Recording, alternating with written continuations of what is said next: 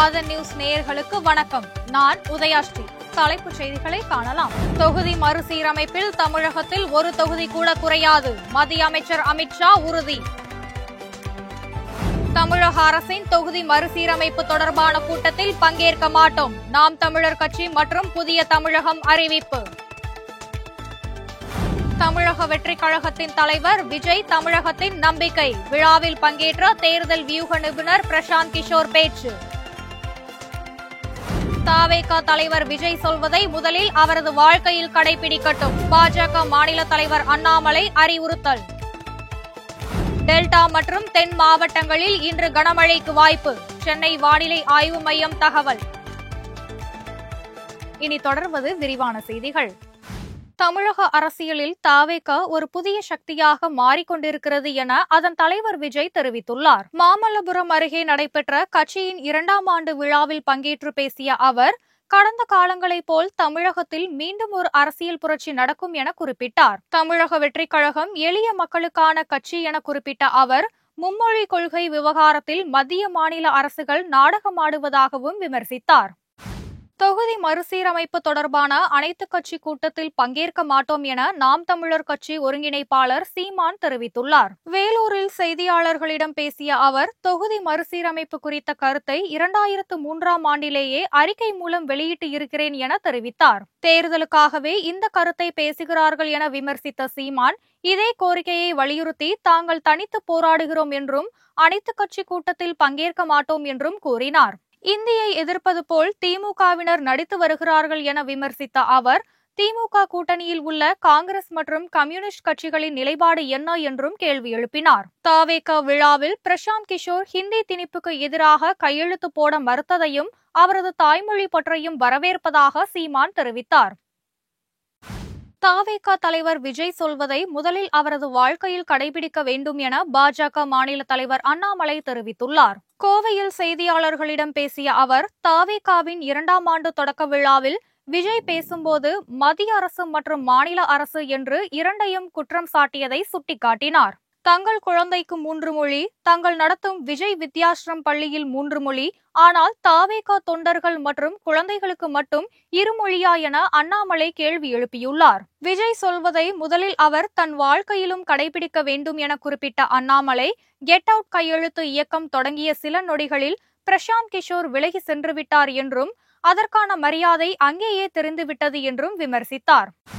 நடிகர் விஜயின் தவேக 2ஆம் ஆண்டு தொடக்க விழாவில் பத்திரிகையாளர் மீது பவுன்சர்கள் தாக்குதல் நடத்திய சம்பவம் பரபரப்பை ஏற்படுத்தியுள்ளது. தவேகவின் 2ஆம் ஆண்டு தொடக்க விழா மாமல்லபுரம் அருகே பூஞ்சேரியில் உள்ள தனியார் ஹோட்டலில் நடைபெற்றது. விழா நடைபெறும் அரங்கத்திற்குள் செய்தி சேகரிக்க பத்திரிகையாளர்கள் செல்ல முயன்றனர். அப்போது அங்கு பாதுகாப்பு பணியில் ஈடுபட்டிருந்த பவுன்சர்கள் அவர்களை உள்ளே விட மறுத்ததாக கூறப்படுகிறது. விழாவினை படம் பிடிக்க வந்த இளங்கோ என்ற செய்தியாளர் மீது பவுன்சர்கள் சிலர் தாக்கியதாக தெரிகிறது.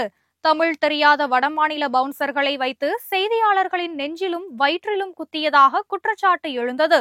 தாக்குதல் நடத்திய அந்த பவுன்சர் மன்னிப்பு கேட்க கோரி தவேக நிகழ்ச்சி ஏற்பாட்டாளர்களுடன் மற்ற செய்தியாளர்கள் வாக்குவாதத்தில் ஈடுபட்டனர். தாக்கப்பட்ட செய்தியாளரை ஆம்புலன்ஸ் மூலம் மருத்துவமனைக்கு அனுப்பி வைத்தனர். வழக்கமாகவே விஜய் நிகழ்ச்சியில் இதுபோன்ற நிகழ்வுகள் தொடர்கதையாகி வருவதாக பத்திரிகையாளர்கள் குற்றம் சாட்டியுள்ளனர். விகிதாசார அடிப்படையில் செய்யப்படும் தொகுதி மறுவரையில் தமிழகத்தில் ஒரு தொகுதி கூட குறையாது என்று மத்திய உள்துறை அமைச்சர் அமித்ஷா தெரிவித்துள்ளார். கோவை ஈஷா மையத்தில் நடைபெறும் மகா சிவராத்திரி விழாவில் பங்கேற்க வந்த மத்திய உள்துறை அமைச்சர் அமித்ஷா, கோவை பீலமேடு பகுதியில் கட்டப்பட்டுள்ள பாஜகவின் புதிய மாநகர அலுவலகத்தை திறந்து வைத்து நிர்வாகிகளுடன் ஆலோசனை நடத்தினார். இந்த நிகழ்ச்சியில் பேசிய அமித்ஷா, தொகுதி மறுசீரமைப்பால் தமிழ்நாட்டில் ஒரு MP சீட் கூட குறையாது என்றும் விகிதாச்சார அடிப்படையிலேயே தொகுதிகள் மறுசீரமைப்பு செய்யப்படும் என்றும் கூறினார்.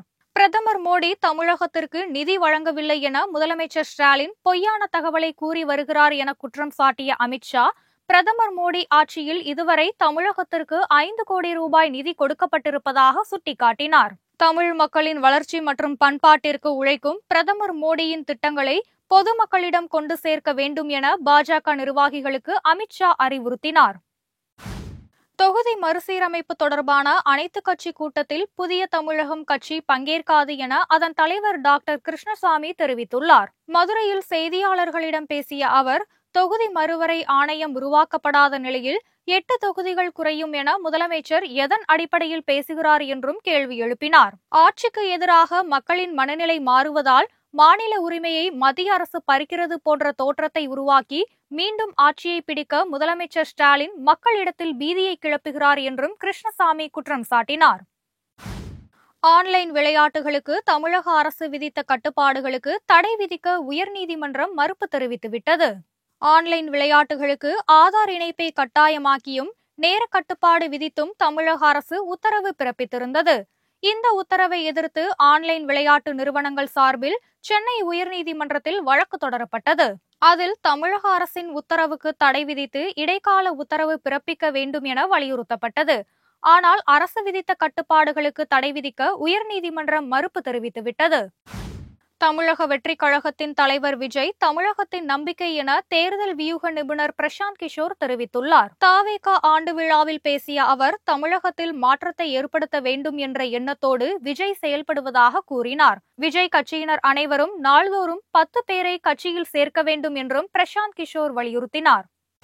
திருப்பத்தூர் மாவட்டம் ஆம்பூர் அருகே கோவில் நிலத்தை கையகப்படுத்த வந்த அறநிலையத்துறை அதிகாரியை முற்றுகையிட்டு கோவிலில் அமர்ந்து பக்தர்கள் தர்ணா போராட்டத்தில் ஈடுபட்டனர். திருப்பத்தூர் மாவட்டம் ஆம்பூரை அடுத்த ஐயனூர் பகுதியில் உள்ள ஸ்ரீ ஆதிபெத்தபலி கெங்கையம்மன் திருக்கோவிலை இந்து அறநிலையத்துறையின் கட்டுப்பாட்டில் கொண்டு வந்து அதற்காக நிலத்தை கையகப்படுத்த முடிவு செய்யப்பட்டது.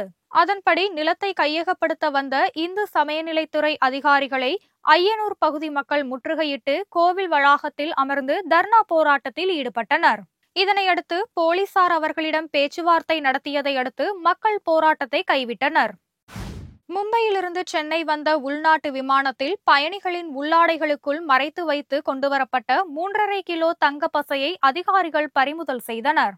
மும்பையிலிருந்து பயணிகள் விமானம் மூலம் சென்னை விமான நிலையத்திற்கு வந்த பயணிகள் சிலரிடம் சந்தேகத்தின் பேரில் மத்திய வருவாய் புலனாய்வுத்துறை அதிகாரிகள் சோதனை மேற்கொண்டனர். தனி அறைக்கு அழைத்துச் சென்று அவர்களின் உடைகளை களைத்து முழுமையாக சோதித்தபோது உள்ளாடைகளுக்குள் 3.5 கிலோ தங்க பசைகள் மறைத்து வைத்திருந்ததை கண்டுபிடித்தனர். இதையடுத்து சுமார் 3 கோடி ரூபாய் மதிப்பிலான தங்க பசையை பறிமுதல் செய்த அதிகாரிகள் கடத்தலில் ஈடுபட்ட 3 பேரையும் கைது செய்து தீவிரமாக விசாரணை நடத்தி வருகின்றனர். தஞ்சை, திருவாரூர், நாகை உள்ளிட்ட 9 மாவட்டங்களில் இன்று கனமழைக்கு வாய்ப்புள்ளதாக வானிலை ஆய்வு மையம் தெரிவித்துள்ளது. இதுகுறித்து சென்னை வானிலை ஆய்வு மையம் வெளியிட்டுள்ள செய்திக்குறிப்பில், கிழக்கு திசை காற்றின் வேக மாறுபாடு காரணமாக தஞ்சை, திருவாரூர், மயிலாடுதுறை, புதுக்கோட்டை, ராமநாதபுரம், தூத்துக்குடி, நெல்லை, கன்னியாகுமரி, சிவகங்கை, விருதுநகர், தென்காசி, நாகப்பட்டினம் ஆகிய மாவட்டங்களில் நாளை கனமழைக்கு வாய்ப்புள்ளதாக கூறப்பட்டுள்ளது. சென்னை மற்றும் புறநகர் பகுதிகளில் ஒரு சில இடங்களில் லேசான மழை பெய்யக்கூடும் என்றும் அதிகபட்ச வெப்பநிலை 34 டிகிரி செல்சியஸை ஒட்டி இருக்கக்கூடும் என்றும் வானிலை ஆய்வு மையம் தெரிவித்துள்ளது. இத்துடன் இந்த செய்தி அறிக்கைகள் நிறைவடைகின்றன. செய்திகளை உடனுக்குடன் தெரிந்து கொள்ள இணைந்திருங்கள் ஆதனுடன்.